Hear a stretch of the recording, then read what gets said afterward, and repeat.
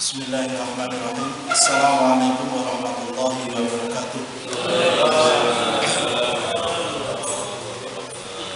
Innal hamdalillah nahmaduhu wa nasta'inuhu wa nastaghfiruh wa na'udzu billahi min shururi anfusina wa min sayyiati a'malina. May yahdihillahu fala mudilla lahu wa may yudlil fala hadiya lahu. Asyhadu an la ilaha illallah wahdahu la syarika lahu wa asyhadu anna Muhammadan abduhu wa rasuluh. Ya ayyuhan nasu taqu rabbakum alladzi khalaqakum min nafsin wahidah wa khalaqa minha zawjaha wa bassa minhuma rijalan katsiran wa nisaa'a wattaqullaha alladzi tasaaluna bihi wal arham innallaha kana 'alaikum raqiba. Ya ayyuhalladzina amanu taqullaha wa qulu qawlan sadida yuslih lakum a'malakum wa yaghfir lakum dhunubakum wa may yuti'illah wa rasulahu faqad faza fawzan 'azima. Amma ba'du fa inna asdaqal haditsi kitabullah wa khairal hadi Muhammadin sallallahu alaihi wasallam wa syarrul umuri muhdatsatuha wa kullu muhdatsatin bid'ah wa kullu bid'atin dhalalah wa kullu dhalalatin finnar. Ayyuhal hadirun, bapak-bapak, ibu-ibu jamaah Masjid Ar-Rahman yang dimuliakan Allah Subhanahu wa taala.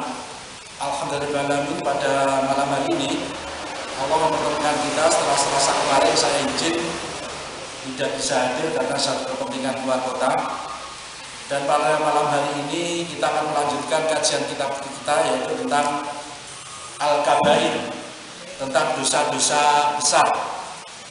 Dimana pada malam hari ini kita masuk ke dosa besar yang ketiga, Al-Kabiratus Salisah, dosa besar ketiga. Setelah beberapa kali pertemuan kita mengkaji dosa besar yang pertama adalah asyirku, yaitu perbuatan syirik. Kemudian yang kedua adalah qatlun nafs, yaitu pembunuhan atau membunuh. Maka pada pertemuan malam hari ini insya Allah kurang lebih 1 jam ke depan sampai waktu isya tiba, kita akan mengkaji tentang as-sihr, yaitu sihir. Di mana sihir ini di dalam kitabnya Imam Ad-Dhahabi, yaitu Al-Kabair, itu menjadi urutan ketiga dosa besar. Setelah syirik, setelah membunuh, maka beliau Imam Ad-Dhahabi menyusun ataupun meletakkan sihir merupakan dosa besar urut ketiga.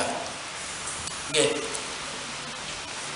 Sihir, tukang sihir itu kafir. Ya. Jadi tukang sihir itu tidak hanya dosa besar, tapi dia jatuh pada kafir. Sebagaimana Allah berfirman di dalam surat Al-Baqarah ayat 102. Yang lengkapnya saya bacakan. A'udzubillahi minasyaitonirrajim. Bismillahirrahmanirrahim. Wattaba'u ma tatlus syayatinu ala mulki Sulaiman wa ma kafara Sulaiman walakinna syayatina kafaru yu'allimuna an-nasa as-sihr wa ma unzila 'alal malakaini bi Babila Harut wa Marut wa ma yu'allimani min ahadin hatta yaqula innama nahnu fitnatun fala takfur fayata'allamuna minhuma ma yufarriquna bi bainal mar'i waz zawji wa ma hum bidarrina bi min ahadin illa bi idznillah wa yata'allamuna ma yadurruhum wa la yanfa'uhum wa laqad alimu laman ishtarahu ma lahu fil akhirati min khalaq wa labisa ma syaraw bi anfusahum law kanu ya'lamun. Inilah dasar yang dijadikan oleh Imam Ad-Dhahabi menukil tentang ayat sihir dan menetapkan berdasarkan kitab Allah dan sunnah Rasulullah bahwa tukang sihir itu kafir. Ya, tidak hanya dosa besar, kafir. Sebelum lebih lanjut, bapak-bapak, ibu-ibu, di dalam salah satu syarahnya, ya, tentang syarah kitab yang sama dengan Al-Kabair, dinukilkan satu definisi yang disampaikan oleh Syekh Ibnu Utsaimin rahimahullah. Beliau berkata bahwa sihir ialah ikatan-ikatan buhul. Ya, biasanya mungkin berupa ikatan-ikatan gitu. Dan mantra-mantra dan tiupan-tiupan. Busan ya. Busan subur ya. Yang dipergunakan oleh tukang sihir untuk menimpakan keburukan pada orang yang disihir. Di antara sihir ada yang sampai menyebabkan seseorang meninggal dunia. Tetapi tidak semua orang meninggal dunia karena sihir. Khawatir saya panjenengan nanti setelah ngaji tentang sihir, setiap ada orang meninggal kita kalau ada kelainan orang medis kok wah ini kena sihir. Ya, tidak. Tetapi di sini Syekh Utsaimin mengatakan di antara sihir ada yang sampai menyebabkan seseorang meninggal dunia, membuatnya sakit, ya, membuatnya sakit, dan dunia medis mengakui, kabeh normal kabeh, data-data laboratorium, data-data foto rongsen apa-apa normal kabeh, digawa ngalor ngidul sampai pada profesor yang terpinter pun tidak menemukan apa-apa. Ning loro ning IJI dan sebagainya ya. Di foto rongsen ngalor ngidul CT scan tidak ketemu ya. Tetapi ternyata sakitnya masih saja. Ya, membuat seseorang sakit atau membuatnya hilang akal. Ada juga yang sampai membuat seseorang benar-benar terikat pada orang lain atau membuat seseorang benar-benar terlepas dari orang lain. Seperti diketahui sihir terdiri dari berbagai jenis dan semuanya diharamkan. Nabi berlepas diri dari orang yang melakukan sihir dan orang yang menyuruh melakukan praktek sihir untuknya. Itu sihir. Jadi sesuatu yang diperbuat oleh ahli sihir, ya, di mana bisa melalui suatu ikatan-ikatan buhul atau mantra-mantra atau tiupan, di mana ditujukan untuk menimpakan keburukan pada orang yang disihir. Tentu catatannya biidznillah. Semua terjadi juga atas kehendak Allah Subhanahu wa taala. Sihir itu tidak mungkin akan terjadi pada orang yang disihir kecuali memang itu telah ditetapkan oleh Allah Subhanahu wa taala. Sebagaimana Rasulullah bersabda dalam suatu hadis yang sangat panjang, di antara termaktub dalam kitabnya Imam An-Nawawi, Arba'in An-Nawawiyah, ya. Hadis ke-19, ketika Rasulullah memberikan nasihat kepada Abdullah bin Abbas. Ya, Abdullah bin Abbas. Siapa itu Abbas? Ya, berkali-kali beberapa pertemuan kami sampaikan. Abbas itu yang kalau dengan bapaknya Rasulullah, ini kan tunggal. Ya, Abbas bin Abdul Muthalib, Abdullah bin Abdul Muthalib. Ya. Abbas menurunkan Abbas menurunkan Abdullah bin Abbas, Abdullah bin Abdul Muthalib menurunkan Muhammad Rasulullah Muhammad sallallahu alaihi wasallam. Jadi imbang. Sementara Abbas dan Rasulullah itu terpaut usia sekitar 3 tahun. Allah alam apakah lebih tua Rasulullah atau lebih tua Abbas, yang jelas terpautnya hanya 3 tahun. Dan Abdullah bin Abbas ini adalah salah seorang sahabat yang sangat dekat dengan Rasulullah. Makanya meskipun beliau itu usianya muda, banyak hadis-hadis yang diriwayatkan oleh beliau, Abdullah bin Abbas. Allah alam dalam suatu sirah disebutkan ketika Rasulullah wafat, ini Abdullah bin Abbas itu baru usia sekitar 13 atau 14 tahun. Kalau zaman sekarang ya SMP kelas 1 ya, itu Rasulullah meninggal dunia, wafat. Di dalam hadis yang sangat panjang, di antaranya Rasulullah mengatakan pada Abdullah bin Abbas, memberikan nasihat, idza sa'alta fas'alillah wa idza sta'anta fasta'in billah. Kalau kamu minta sesuatu, mintalah pada Allah, jangan pada yang lain. Wa idza sta'anta fasta'in billah. Kalau kamu minta pertolongan, isti'anah, minta pertolongan, maka mintalah pertolongan pada Allah Subhanahu wa taala.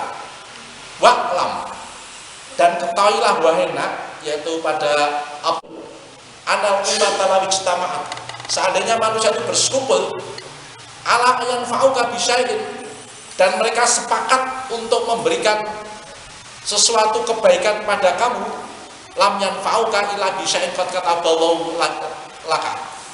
Niscaya kesepakatan tentang kebaikan yang akan diberikan kepada kamu tadi tidak akan terjadi kepadamu kecuali kalau itu semua telah ditetapkan oleh Allah Subhanahu wa taala. Wa in istama'u ala ayaduruka bi syai'in lam yadurruka illa bi syai'in qad katabahu 'alaika. Dan sebaliknya, seandainya umat itu tadi ijtama'u, mereka berkumpul dan bersepakat ala ayadurruka untuk mencelakakan kamu bisyai'in dengan sesuatu lam yadurruka illa bisyai'in qad kataballahu 'alaika.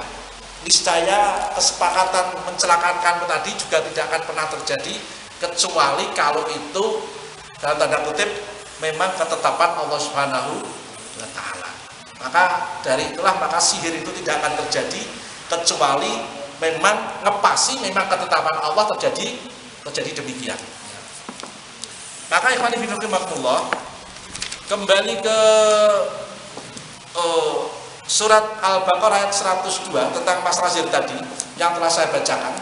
Saya bacakan artinya. Dan mereka mengikuti apa yang dibaca oleh setan-setan pada masa kerajaan Sulaiman. Sulaiman itu tidak kafir, artinya tidak berbuat sihir. Tetapi setan-setan itulah yang kafir, artinya setan-setan yang mengajarkan sihir pada manusia-manusia. Mereka mengajarkan sihir kepada manusia dan apa yang diturunkan kepada dua malaikat di negeri Babylon, yaitu Harut dan Marut. Padahal keduanya tidak mengajarkan sesuatu kepada seseorang sebelum mengatakan sesungguhnya kami hanyalah cobaan bagimu, sebab itu janganlah kamu kafir. Maka mereka mempelajari dari keduanya malaikat itu apa yang dapat memisahkan antara seorang suami dengan istrinya. Mayuhariku bainal mar'i wa zauji. Sihir itu diantaranya bisa menyebabkan pegatan. Tapi tidak semua pegatan disebabkan oleh sihir. Tondo-tondonnya apa Pak? Saya ngaji saya ya bareng-bareng. Ini bojoku ini puri kok sihirnya. Ya, dengan istrinya. Mereka tidak akan dapat mencelakakan seseorang dengan sihirnya kecuali dengan izin Allah.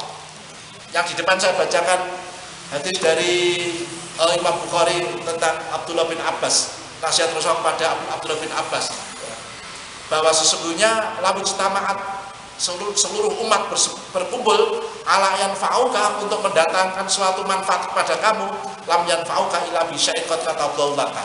Mereka tidak akan mampu kecuali memang itu memang ditetapkan oleh Allah Subhanahu wa taala. Dan sebaliknya, seandainya mereka ijtama'u ala ayyadurruka bi syai'in, mereka berkumpul juga dan sepakat membuat kecelakaan pada kamu, lam yadurruka illa bi syai'in qad kataballahu 'alaika. Itu pun tidak akan pernah terjadi kecuali memang itu telah menjadi ketetapan Allah Subhanahu wa taala. Qad jafatis suhuf wa rufi'atil qalam.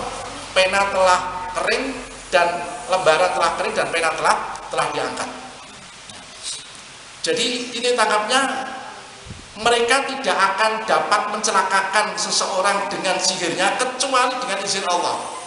Mereka mempelajari sesuatu yang mencelakakan dan tidak memberi manfaat kepada mereka. Sihir itu ilmu yang tidak ada manfaatnya sama sekali. Dan sungguh mereka sudah tahu barang siapa membeli menggunakan sihir itu niscaya tidak akan mendapatkan keuntungan di akhirat. Dan sungguh sangatlah buruk perbuatan mereka yang menjual dirinya dengan sihir sekiranya mereka ketahui. Itulah Bapak-bapak, Ibu-ibu tentang ayat yang berbicara tentang sihir. Sihir itu nyata. Okay? Sihir itu nyata. Karena mohon maaf, ada di antara kaum muslimin yang tidak mempercayai keberadaan sihir. Dianggap itu takhayul, dianggap itu dan sebagainya. Sihir itu nyata. Ya. Baik dari Al-Qur'an maupun dari dari hadis-hadis Rasulullah Muhammad SAW. Di antaranya bapak-bapak, ibu-ibu, kita pernah mendengar kisah Nabi Musa alaihissalam. Ya, kisah Nabi Musa. Ketika Nabi Musa menyampaikan tauhid ya kepada Firaun dan kaumnya ya ya. Maka pada waktu itu kan Nabi Musa, Firaun menantang kepada Musa untuk dilakukan suatu adu musabaqah ya. Adu menang-menangan ya. Maka kan pada waktu itu Firaun mengumpulkan ahli sihirnya itu. Dikumpulkan semua para top-topnya tukang sihir dikumpulkan semuanya. Ya. Untuk apa? Untuk mengalahkan Musa. Ya. Maka betul sebagaimana Allah berfirman dalam surat Al-Toha, ya. Dan yang terlihat oleh Musa itu bukan tali tidak, tapi tetap di mata Musa itu terlihat seperti ular. Ya. Allah alam. Bolehkah kita katakan bahwa Nabi Musa juga sempat dalam tanda kutip tertipu dengan sihir? Ya. Lo nyatanya loh. Bahkan di dalam Al-Quran disebutkan di dalam diri Musa sempat ada rasa takut melihat ular bolo klingsi bolo apa ya, melempar yang itu. Ya, sebagaimana Allah berfirman dalam surat Toha ayat 65 dan seterusnya. Qalu a'udzubillahi minasyaitonirrajim. Bismillahirrahmanirrahim. Qalu ya Musa imma antul wa imma an nakuna awwalaman alqa. Para ahli sihirnya Firaun itu mengatakan, wahai Musa, ini arep pertandingan ning jadi duwe adab. Monggo panjenengan riyen apa kula riyen Musa. Kaya ngono. Qalu ya Musa, mereka berkata, wahai Musa, imma antul wa imma an nakuna awwalaman alqa. Sing lempar masing-masing senjatanya ya. Musa kan tongkat. Bama biyaminika ya Musa, qala ya asaya, kata Allah Subhanahu wa taala. Sing mbok cekel kuwi apa nang tangan-tangan iki Musa? Oh niki tongkat Gusti. Ini tongkat ini. Ya. Ya saya gunakan untuk berteken, saya gunakan untuk ngambil rumput, saya gunakan untuk dan lain sebagainya. Ya. Itu adalah tekennya Nabi Musa. Ya. Maka para ahli sihirnya Firaun itu mengatakan, wahai Musa, silahkan Anda dulu yang melempar tongkat atau kami yang akan melempar tali-tali kami. Qala bal alqu. Maka Nabi Musa mengatakan, kamu dulu aja lah lempar. Fa idza khibaluhum wa asiyuhum yukhayyalu ilaihi min sirihim annaha tas'a.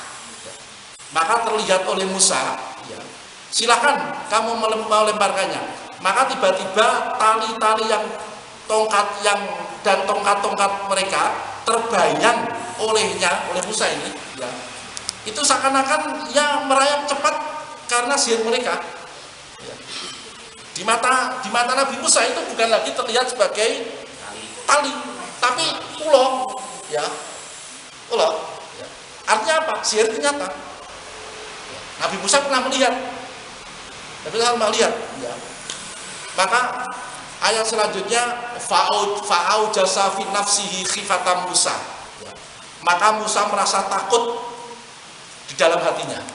Betok prayap sebagainya. Ya. Tapi Allah mengatakan, qulna la takhaf innaka antal a'la. Musa tenang. Kamu pasti menang, kata Allah Subhanahu wa taala.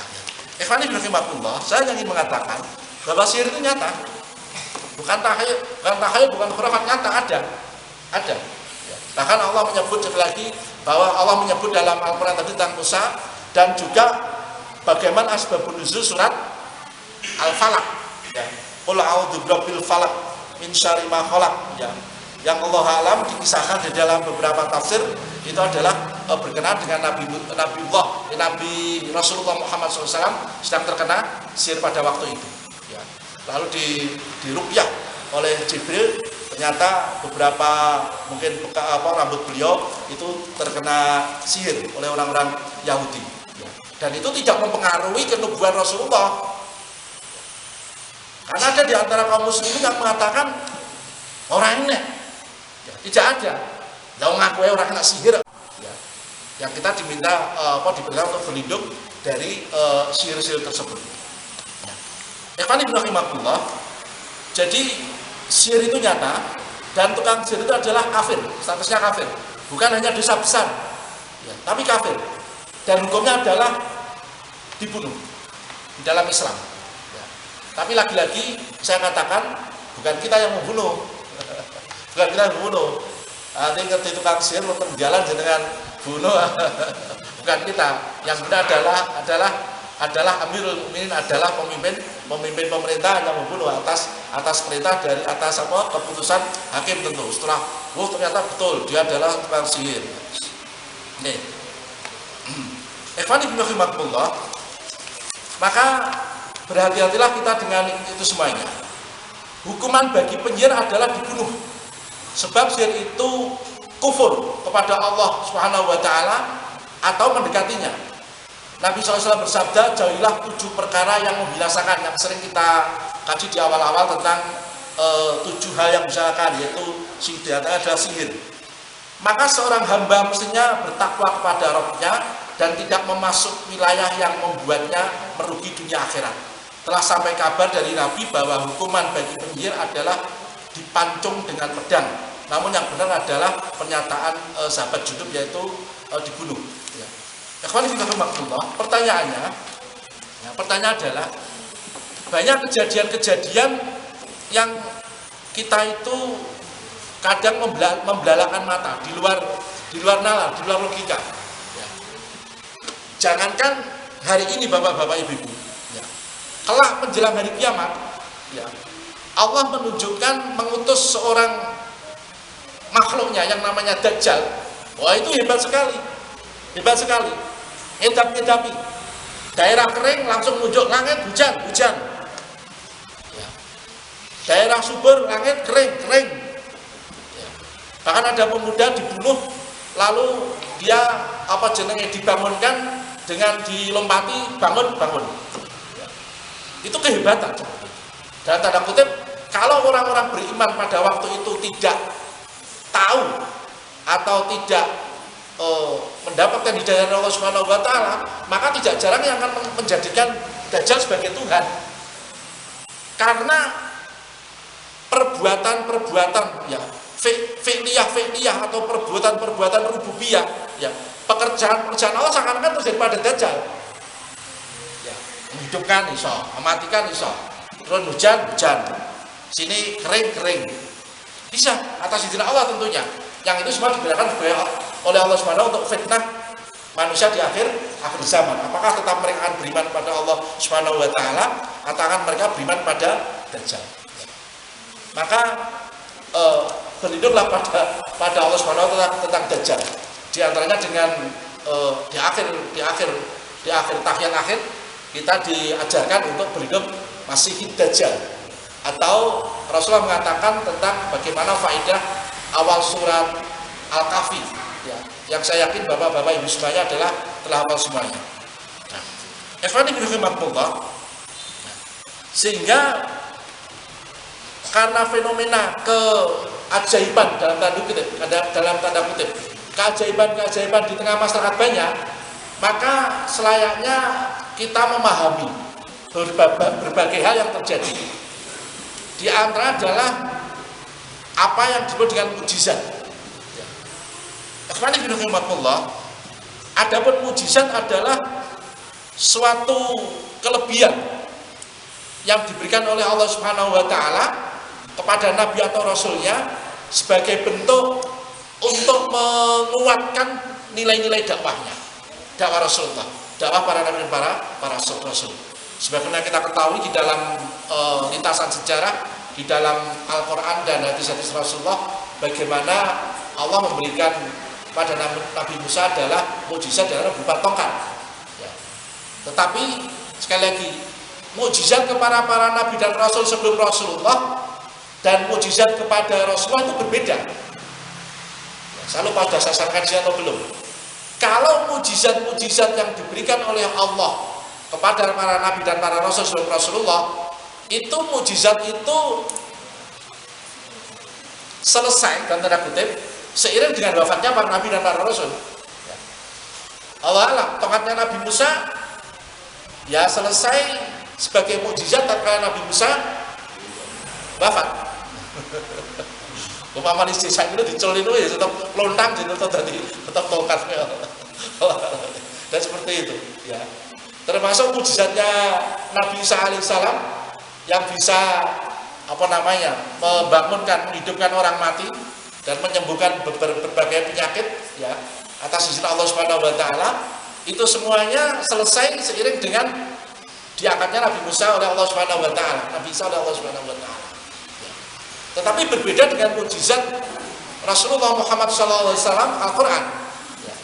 Maka Al-Qur'an itu akan selamanya abadi menjadi mukjizat. Zaman dulu, zaman Rasulullah yang menjadi mukjizat Rasulullah, zaman sekarang pun tetap Al-Quran menjadi mukjizat. Sesuatu yang memang menjadi bukti nubuah, bukti kenabian Rasulullah Muhammad SAW.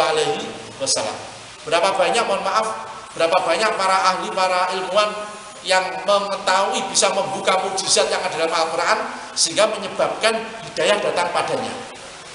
Karena memang Allah Subhanahu wa taala berfirman di dalam ayatnya, sanurihim ayatina fil afaqi wa fi anfusihim hatta yatabayyana lahum annahul haq. Sanurihim ayatina fil afaq. Sungguh telah akan aku tampakkan pada mereka tanda-tanda kebesaran kami di seluruh jagat raya ini. Hatta yatabayyana lahum annahul haq, sehingga akan jelaslah bahwa Allah itulah yang hak. Banyak para ilmuwan, banyak para ahli-ahli yang menemukan kebenaran Islam di balik ilmu mereka karena bersesuaian dengan Al-Quran yang telah diturunkan oleh Rasulullah kepada Rasulullah 1400 tahun yang lalu. Yang Allah alam, yang pada waktu itu tentunya para manusia belum bisa mencapai pada titik-titik hal-hal tersebut ketika berkenaan dengan mukjizat-mukjizat ayat-ayat kauniyah. Karena itulah ayat kauniyah Allah Subhanahu wa taala yang disebar oleh Allah Subhanahu wa taala di jagat yang diabadikan di dalam Al-Quran. Itu mukjizat. Yang kedua, kita juga mengenal apa itu karomah. Ya, karomah. Di dalam salah satu definisinya disebutkan adalah karomah adalah dalam buku yang ditulis oleh Abdus Salam As-Sukri mendefinisikan karomah adalah sesuatu yang berada di luar kewajaran, di luar apa ya? Cara ya dibeliau dikatakan di luar nalar. Ya tapi ya tapi ya di luar nalar. Yang ditampakkan oleh Allah Subhanahu wa taala pada hambanya yang benar-benar soleh. Saya pribadi sebenarnya tidak begitu sepakat dengan definisi ini. Tidak sepakatnya dengan kata-kata benar-benar soleh ini. Ya memang Allah itu berkehendak siapapun, bahwa itu soleh, bahwa kurang soleh, kalau Allah menghendaki itu karomah. Ya. Makanya dalam salah satu buku itu dikatakan karomah yang terjadi pada periode sahabat Rasulullah, yang notabene adalah orang-orang yang lebih jauh lebih soleh daripada generasi setelahnya itu generasi tabi'in, itu lebih sedikit yang terjadi karomah dibanding generasi para tabi'in. Lalu apakah kita akan mengatakan bahwa generasi tabi'in itu lebih soleh daripada generasi sahabat? Tentu tidak. Tentunya karomah itu adalah hak prerogatif Allah Subhanahu wa taala. Yang jelas karomah itu adalah sesuatu kelebihan di luar adat, di luar kebiasaan, di luar iradah, di luar kebiasaan Allah, di luar kebiasaan ini, yang mana itu diberikan oleh Allah kepada hambanya untuk memperkuat dia.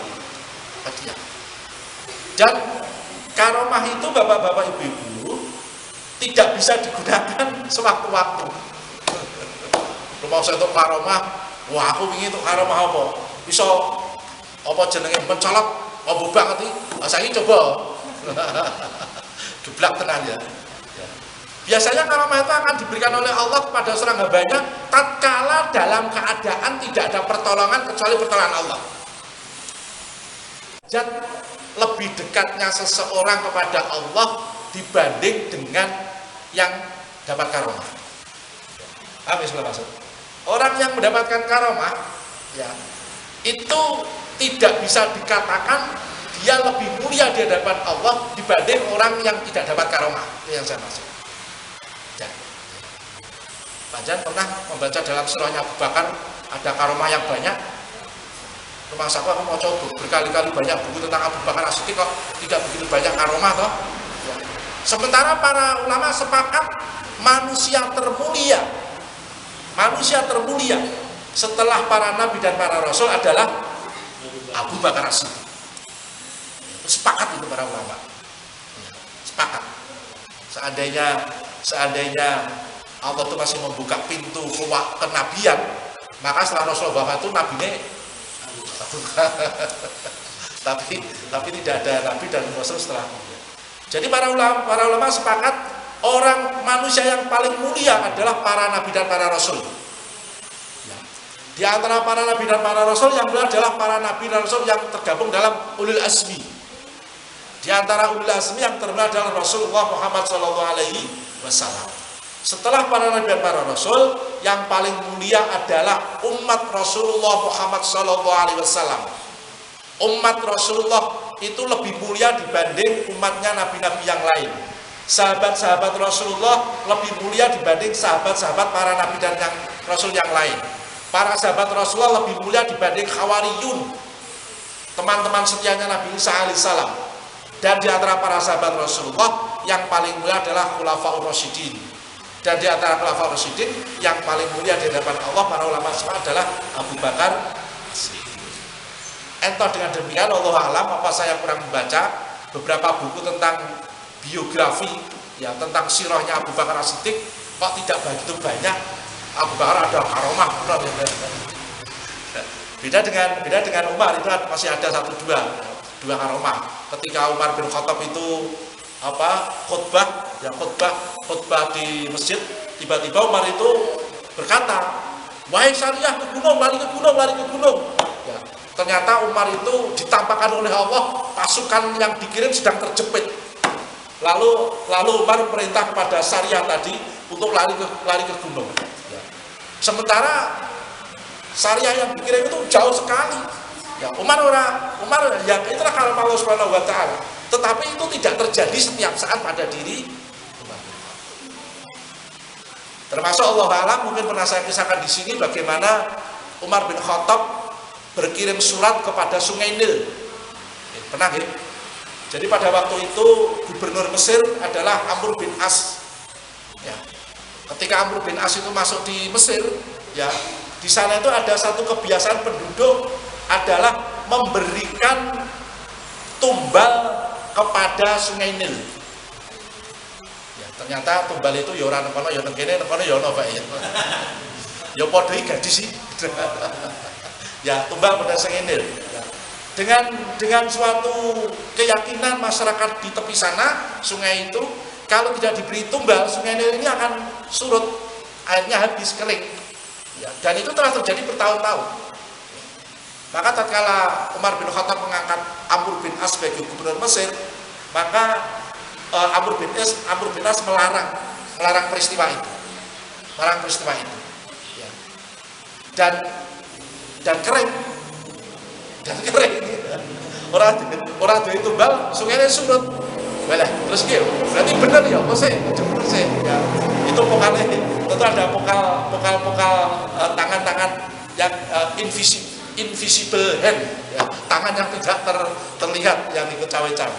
Maka Amr bin As berkirim surat kepada Umar bin Khattab, wahai Amirul Mukminin, di negeri Mesir terjadi suatu kebiasaan seperti ini.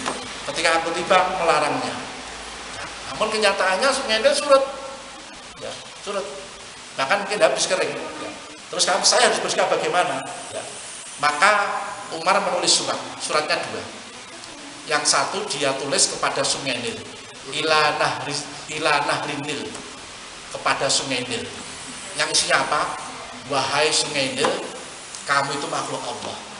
Kamu mengalir atas perintah Allah, maka mengalirlah. Kalau kamu mengalir atas kehendakmu sendiri, rasa mengalir ora apa-apa wis. Lalu surat itu diberikan kepada Amr bin As untuk dikirimkan kepada Sungai Nil. Ya, nyari untuk surat ke Umar. Betul bapak-bapak, ibu-ibu ya, betul. Sungai itu diberikan kepada Sungai Nil, ya. Buat diwaca orang nyatanya saya milih kok. Silakan baca dalam sejarah-sejarah Umar bin Khattab itu tertulis. Termasuk di antara yang saya baca itu adalah di dalam kitab susunan Ibnu Katsir ya, yaitu tentang Al-Bidayah wan Nihayah. Ya, di sana tertulis dengan jelas riwayat tentang Umar berkirim surat kepada Sungai Nil. Itu tanda itu seorang mukmin. Ketika seorang hamba Allah betul-betul mukmin, dunia ditundukkan. Kita barang mati lah ya, nyatanya saya mau cok. Lebih terus milih mau. Jadi tundukkan Allah. Itulah di antara karomah yang diberikan kepada. Tetapi sekali lagi, ya, itu bukan menandakan bahwa Umar itu lebih mulia dibanding Abu Bakar, ya. Semua sepakat Abu Bakar lebih mulia. Maka sebenarnya ketika saya membaca definisi tadi diberikan pada hamba yang betul-betul soleh, tidak betul-betul aku rapatnya sepakat aku sendiri. Ya, itulah karomah. Ya. Sementara ikhwan fillah rahimakumullah, kalau sihir, ya itu sesuatu di luar nalar. Tetapi kalau sihir itu adalah sesuatu yang memang itu ada campur tangan dari setan. Ya, di sini di dalam saya ada buku tipis ini tentang ruqyah syar'iyyah dan sebagainya. Sana ditulis beberapa perbedaan antara karomah dengan sihir. Nah, pertama, karomah datang dari Allah, sedangkan sihir dari setan. Jelas ini. Yang kedua, karomah hanya terjadi pada diri hamba Allah yang soleh, sedangkan sihir bisa terjadi pada orang munafik, fasik dan kafir. Dalam satu buku tipis yang pernah saya baca, ada dinukil satu perkataan Imam Syafi'i. Dia mengatakan, kalau kamu melihat ada orang bisa terbang, ya, maupun burung tanpa sayap tentunya, dan orang bisa berjalan di atas air, ya, maka jangan kaget, selidiki dulu dia hidupnya antara kesesuaian dengan Al-Quran dan Sunnah. Selidiki dulu. Ya. Kalau ternyata kamu selidiki setiap hari ternyata hidupnya itu adalah sesuai dengan Quran dan Sunnah, sesuai dengan apa yang diberikan oleh Rasulullah, maka itu adalah boleh jadi karomah. Tapi lagi-lagi sekali lagi, karomah itu tidak bisa digunakan sewaktu-waktu. Wah, aku pengen, wah betul ini metu yo, saya ora iso, tidak bisa.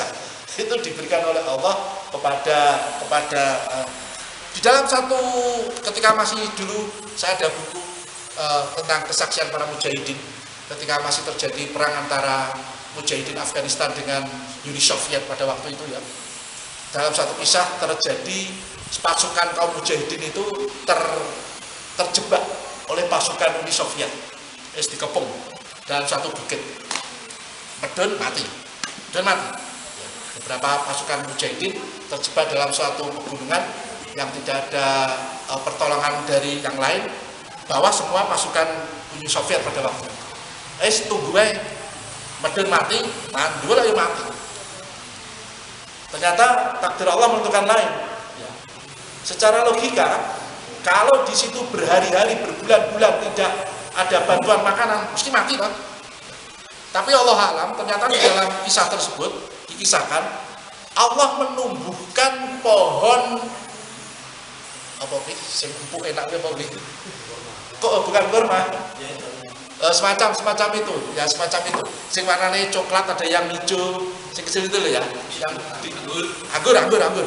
Pohon buah anggur. Ya. Dan ada kambing yang bisa diperas susunya. Ya. Jadi para mujahidin yang terjebak pada waktu itu akhirnya Allah berikan kehidupan dan tanda kutip lewat buah anggur dan susu kambing. Hidup. Akhirnya pada waktu akhir teman gue kok jadi sorip lah kayak Allah menumbuhkan untuk kami pohon kurma, pohon anggur tadi. Ternyata sudah tidak ada lagi, artinya tidak berbuah lagi, dan berbuah lagi. Wes cukup dan sebagainya. Makanya tadi kan kami katakan, biasanya kalau itu diberikan oleh Allah Subhanahu wa taala pada seorang hamba yang memang benar-benar dalam kondisi tidak ada pertolongan kecuali karena Allah Subhanahu wa taala. Allah alam, saya juga ada satu kisah, cuma saya mencari buku belum ketemu kisah itu. Cuma saya ada satu kisah dari beberapa teman yang mengisahkan Allah alam Karena kisahnya pada suatu saat Hamka itu pintunya itu terkunci, Allah alam. Ya. Lalu Allah memberikan kemuliaan pada beliau tanpa ada kuncinya, beliau bisa membuka. Dia bisa pindah. Ya. Sesuai nyoba orang ngambil kunci, ya orang iso tenan. Ojo jenengan coba-coba. Bisa untuk karma ora ya terjebak tenan. Ya, itu adalah dari Allah Subhanahu wa taala. Nih. Kemudian kalau sihir itu ketiga, karomah tidak bisa dipelajari atau diajarkan kepada orang lain, sedangkan sihir bisa dipelajari dan diajarkan kepada orang lain. Ya. Karomah itu betul-betul memang campur tangan Allah. Ya. Kowe diamalan apa? Aku diamalan bengi maca ayat kursi. Iku lho sak ngene. Lalu Allah beri karomah padaku. Oh, aku tak melu-melu. Belum tentu. Belum tentu. Ya, belum tentu bisa. Ya. Maka sekali lagi itulah karomah. Ya. Sedangkan sihir itu bisa dipelajari, bisa diturunkan, bisa. Ya. Bahkan dibet duwe seperti ini, turunke nang putune bisa. Bahkan mungkin bisa diberikan pada murid-muridnya ataupun yang lain. Ya. Maka ikhwan fillah, di dalam melihat fenomena di masyarakat, maka kita harus jeli apakah itu sihir atau itu karomah dari Allah Subhanahu wa taala. Maka berpeganglah pada nasihat apa yang disebut oleh Imam Syafi'i. Kalau kamu bisa melihat seseorang bisa terbang tanpa sayap, bisa berjalan di atas air, maka jangan kaget. Selidiki dulu kehidupan dia, apakah bersesuaian dengan Quran dan Sunnah. Wah, ini juga itu doa, Pak. Gawanane terus mubeng terus, Pak. Meskipun demikian. Meskipun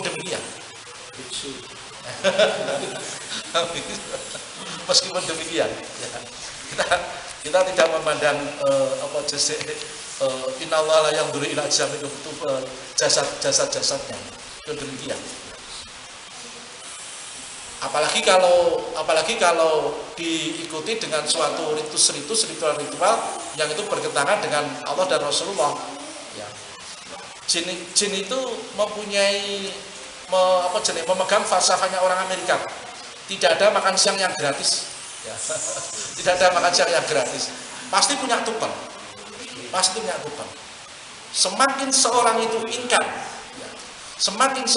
ingkar kepada Allah dan Rasulnya, maka dia akan semakin banyak mendapatkan bantuan dari jin, ya, dari jin dan sebagainya. Ya, semakin ingkar pada Allah dan Rasulullah. Allahu a'lam, Bapak Ibu berarti ada satu kisah yang saya dengar, ya, yang terjadi tidak jauh, ya pokoknya di kota-kota kita, ya, kan tidak perlu menyebut. Ada seorang yang mempunyai makam masjid.